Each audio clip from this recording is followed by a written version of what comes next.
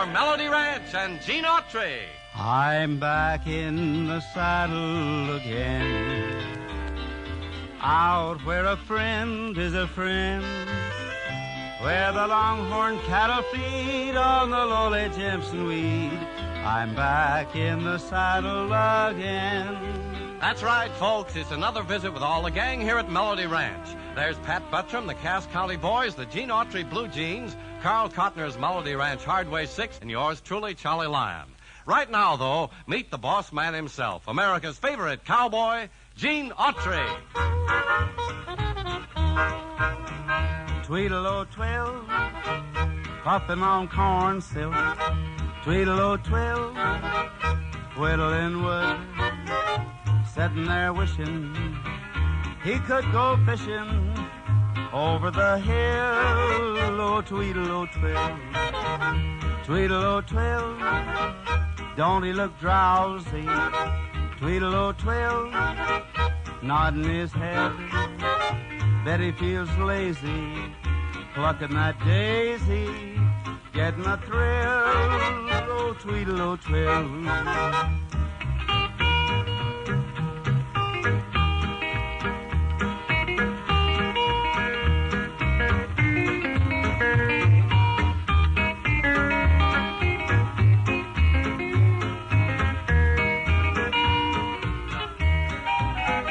Tweedle-o-twill, bobbing and weaving.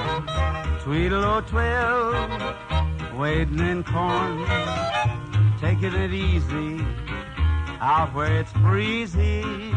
Better be still, oh, tweedle-o-twill. Many thanks there, folks, and welcome once again to Melody Ranch. Folks, one of my recent Columbia recordings of Voice in the Choir was written by the same fellow who wrote South of the Border. We hope you like it just as well. A voice in the choir from the church in the valley, so sweet and gentle, just sings for me. And though none can hear her in that great congregation, a voice in the choir consoles me tenderly. Our hearts found each other in the church in the valley. I heard her singing, I sinned no more. We made vows together in the church in the valley, to the voice in the choir that I adore. Our years together were golden with love, and we're beholden to him above. Then one day he called her from the church in the valley. Now I am lonely as years pass by, but someday I'll join her, my voice in the choir, in a church in the valley, in that heavenly sky.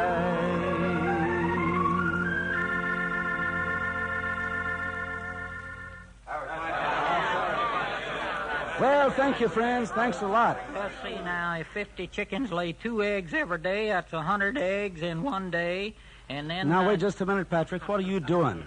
Talking to yourself? Oh, hi, Mr. Autry. I'm just working out an idea I got here. It's a real brainstorm. Oh. You know, with your brain, I doubt if it'll be more than a drizzle. Okay, be funny if you want, but I'm going to make a lot of money.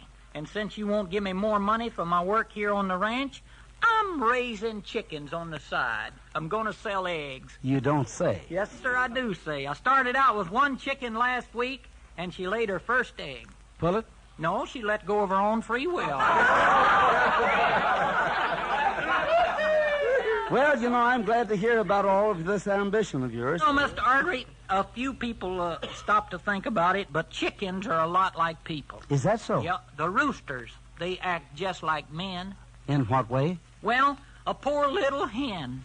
She lays the egg, she hatches the chicks, she scratches for food, she takes care of them till they grow up. What does a rooster do? Gets up at 5 every morning and crows his head off. Now, ain't that just like a man? So long, Mr. Autry. Well, so long there, Patrick. You know, it's kind of hard to believe, but he almost made sense there. Well, while we're making sure, let's see what the CC boys are doing.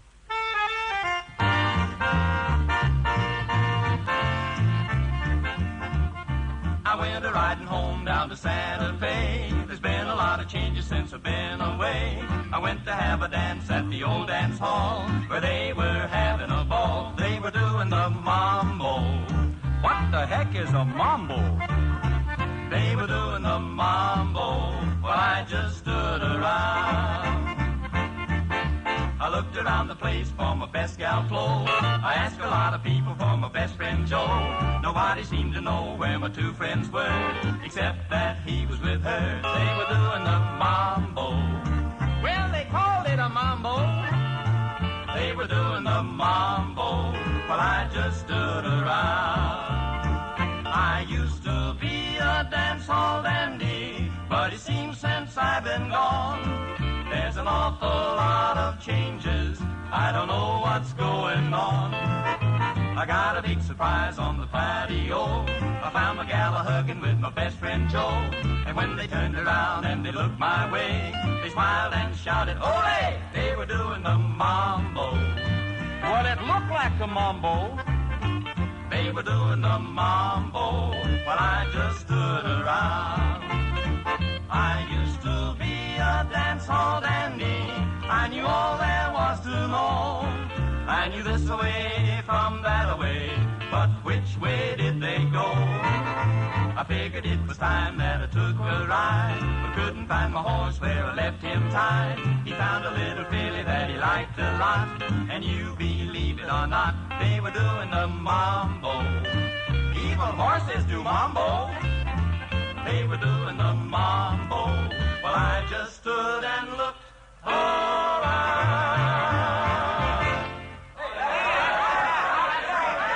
Well, Cass County boys, that was mighty nice music.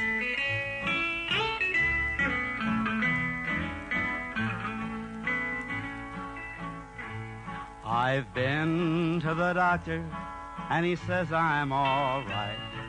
I know he's lying, I'm losing my sight.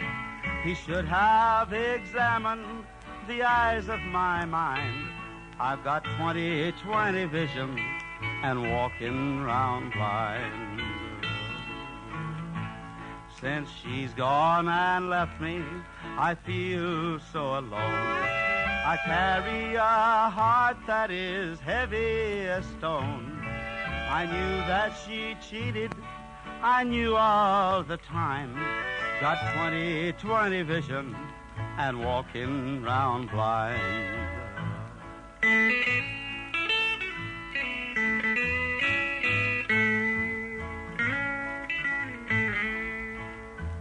With my eyes wide open, I lay in my bed. If it wasn't for dying, I wish I was dead. This is my punishment, death is too kind. 20/20 vision and walking round blind. You just wouldn't know her the way that I do. You say that she's wicked, and maybe that's true. But one thing I do know, she's no longer mine. 20/20 vision and walking round blind.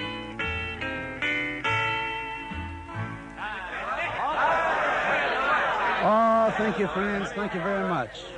Well, where do you think you're going, Patrick? I'm going to pull up a chair, set myself down, and listen while you tell a story, ain't you?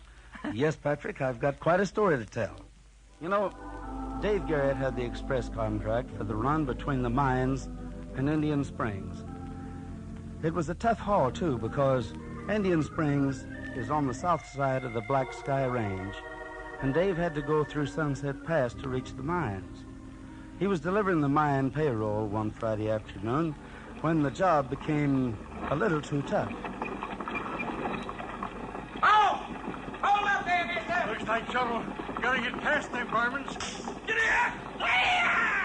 Stop those horses! You got him. I'll stop the team. Yeah. You'll be all right, mister, if you behave yourself. Get me to a doctor. I reckon you have to do that yourself. Hand over that little bundle you're taking to the mine. You got no Don't right. argue with the old fool. Just keep him covered. I'll find the money. Here it is. Better get his gun, too. You wouldn't talk so brave if you didn't have my gun. Watch your lip there, mister. Hiya, get up. Hey, better fire a couple of shots over his head just to keep him from getting any ideas about being a hero. Yeah.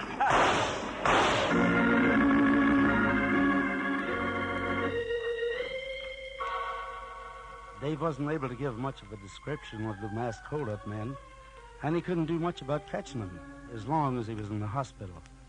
It was about 3 weeks after the hold-up that Pat and I were sitting around chewing the fat one afternoon when there was a knock at the door.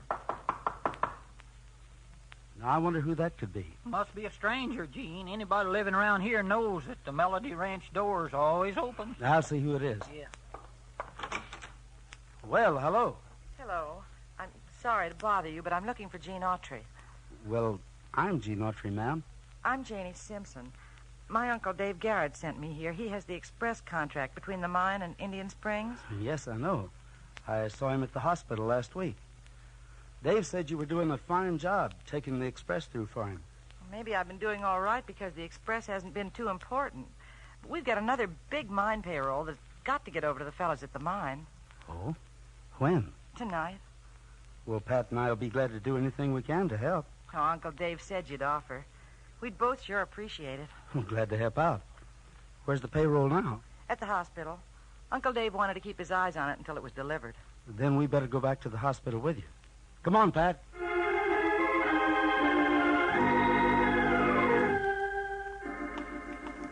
Here's Uncle Dave's room. Well, Nick, I don't know quite what to say about selling out the express line. Listen, somebody's with him. I know how you feel about it, Mr. Garrett. I don't blame you. It's that Nick Palmer again. He's been pestering Uncle Dave half to death and keeping him all upset about me. Come on, let's go in. Janie and Gene. Oh, Uncle Dave. Hello, Dave. Ain't that Pat Buttram standing behind you? In the flesh, Dave. Say, you're looking a lot better than you did the last time I saw you. I'm not out of the woods yet, Gene. Gene, this is Nick Palmer. Oh, hello. Are you new in town, Nick? He has a poker table over at the Golden Eagle. Yes, you can find me there most any time, Autry. Except, like this afternoon, I don't know why anybody with a poker game would want an express business. Well, we're not selling, Mr. Palmer. Well, you can always change your mind, Janie. Glad to have met you, Autry and Buttram. See you later, Dave. So long, Nick. Well, Dave, you don't look like a sick man to me. I feel okay, or I would feel okay if I didn't have to worry about getting that payroll money to the mine by 5 o'clock. Have any idea who the bandits might have been? I don't know. Seems like I sort of halfway recognize one of their voices, but I'm blamed if I can place it for sure. Dave, let's go ahead and let Janie take the money through just like we didn't expect a thing was going to happen. But if they stop her... That's just it, Dave. They will stop her.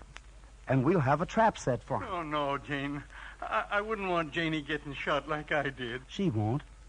Janie, turn the money over to the bandits without any argument.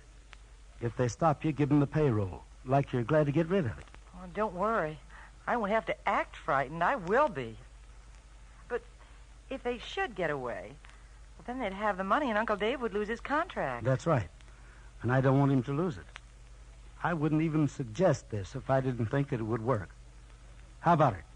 You willing to trust me, Dave? You know doggone well you don't have to ask a question like that, Gene. I'd trust you anytime, anywhere.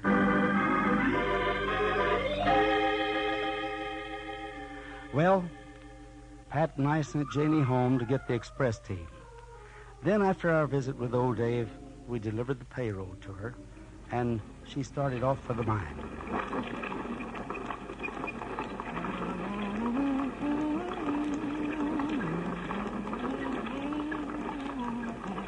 Oh, stop your team! I guess this is it. Oh! Oh! Better reach for the sky, lady. You wouldn't be any match for us. Don't worry. You two big, brave men don't need to be afraid of me. You got a pretty sharp tongue there, young lady. Toss that money bag down here. Here it is. You're pretty smart for a female. Maybe too smart. Better look to see if the money is really in that bag. Yeah. Yep, she's all there. See for yourself. All right, turn around and head back for town. Tell your uncle next time they better send a man. If there is a next time.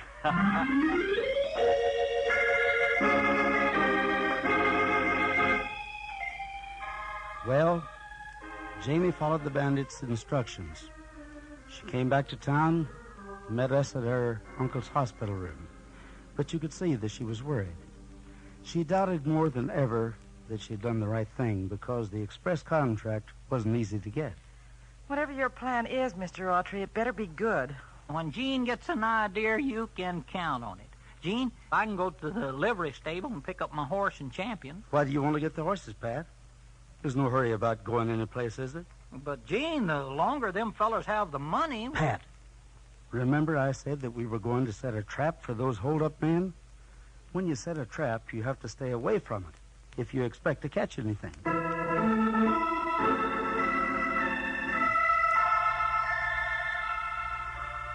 Well, it was nearly an hour before I suggested to Pat that he and I take a little trip. A real short trip. He was mighty eager to get underway, but he couldn't keep from showing his disappointment when I led him over to the Golden Eagle.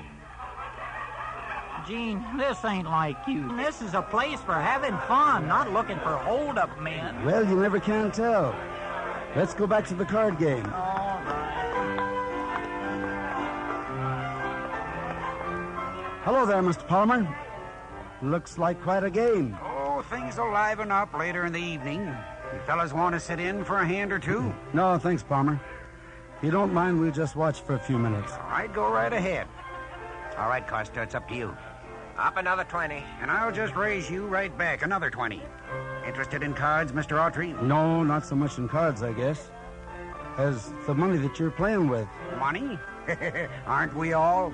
I suppose so, but maybe not quite in the same way, Mr. Palmer. Hasn't it seemed kind of a little odd that so many of the bills that you're playing with have tiny lipstick smudge on them? What?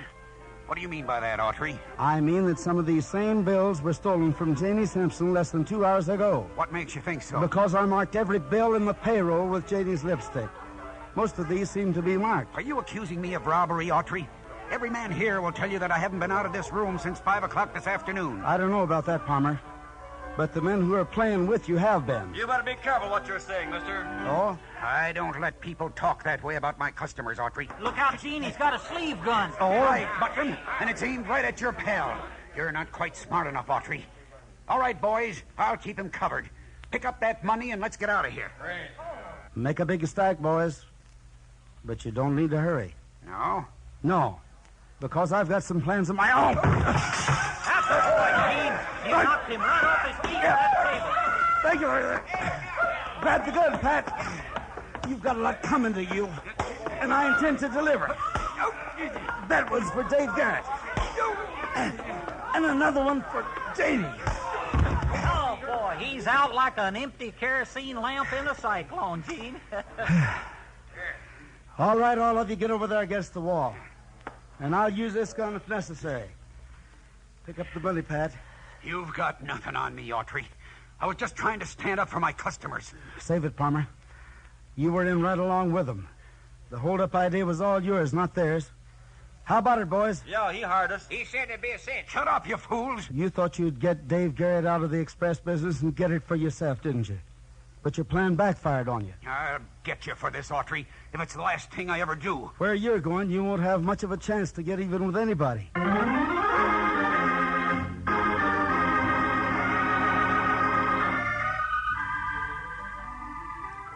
Well, Nick Palmer and his boys didn't have a chance of keeping out of prison, with all the evidence so strong against them. Of course, that was quite a while ago. So Dave Garrett's built up quite an express business into a mighty nice thing. And Janie's his partner, and a good one, too. Gene, that trick of marking the money with lipstick was sure a good one. Real simple, and it worked. Yes, it did, Johnny. As a matter of fact, you might say it caught Nick Palmer red-handed. Folks,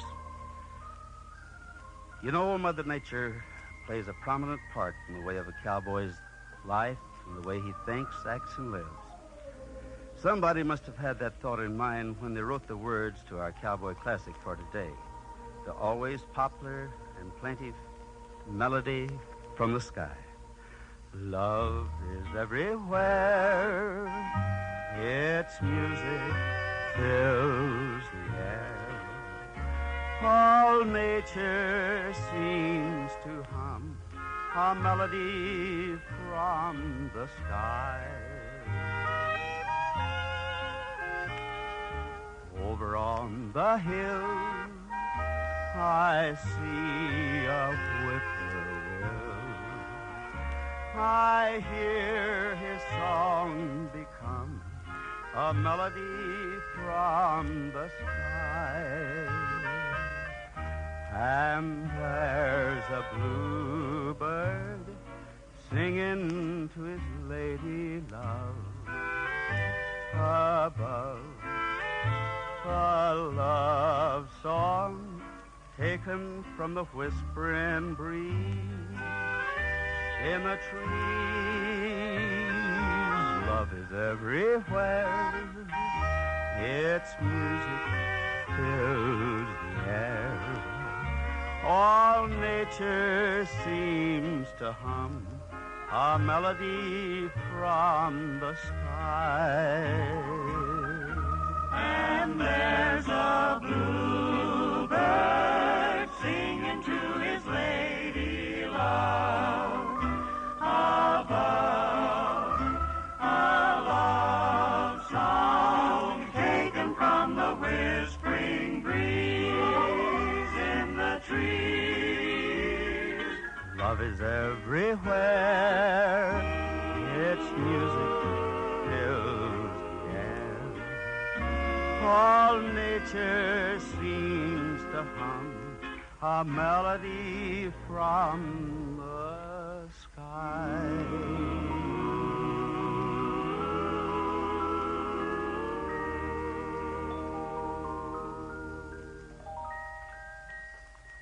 That's a beautiful song, Gene, in the Western tradition. You know, we'll always enjoy melody from the sky. We will for sure, Charlie. And folks everywhere enjoy good songs and things that give them lasting pleasure. Well, folks, it's time to say so long to our guests and invite everyone to be with us again for another Melody Ranch powwow over these same radio stations. Until then, this is Gene Autry asking you to keep thinking of us.